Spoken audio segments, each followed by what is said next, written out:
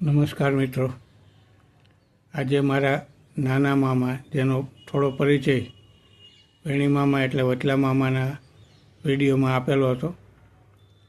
તે મામા એટલે કે લક્ષ્મીશંકર કાનજી ટેવાણી LK ટેવાણી સાહેબ તરીકે વેરાવળમાં ગર્લ્સ હાઈસ્કૂલમાં સર્વિસ કરતા હતા.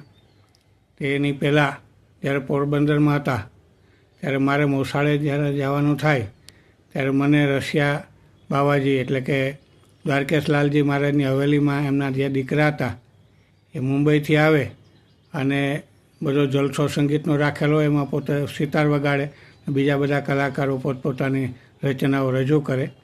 એમાં મને લઈ જતા. મને કાંઈ એમાં રસ પડતો નહીં નાનપણમાં તો, એટલે હું કહેતો કે ભાઈ ત્યાં આવીને હું શું કરવાનું.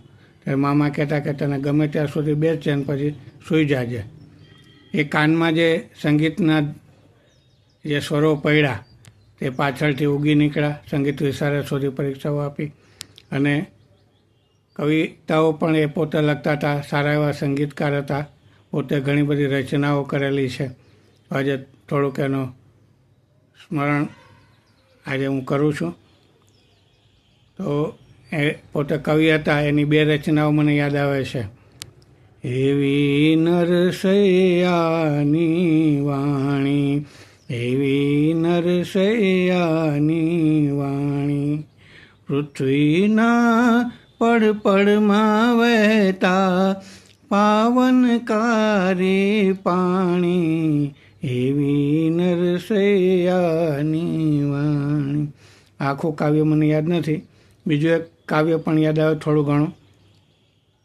તારી રંગભૂમિ ના ખેલ, તારી રંગભૂમિ ના ખેલ, મથન કરે છે મહામાનવો પાર પામો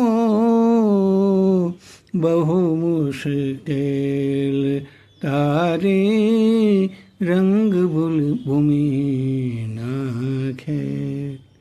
આવી સરસ મજાની રચનાઓ કરતા હતા. અને સંગીત બધે જ છે એના માટે પણ એક એમણે કવિતા લખેલી હતી.